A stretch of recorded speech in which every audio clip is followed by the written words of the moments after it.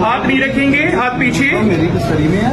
मैंने क्या कह दिया आपकी कस्टडी को? हाँ, आप कर लें। You are in judicial jurisdiction. जो भी इंटरव्यू करना है, जो भी आपने लोगों को भैया आप बताएं, what have you jurisdiction to touch मी?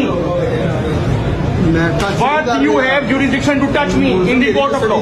आपकी कस्टडी से मैंने छीन ली है। हथकड़ी दिखाएंगी? मैंने हथकड़ी उतारी है। Who you are? कॉन्स्टिट्यूशन के मुताबिक ये सारी बातें कर सकते हैं। तो आप कौन होते हैं?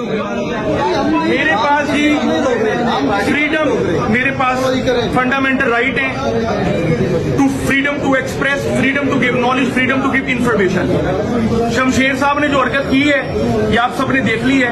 ये बोंडी हरकतें आम लोगों के साथ चल सकती हैं, बुगला के साथ नहीं चल सकती। You know what is law. Thank you so much.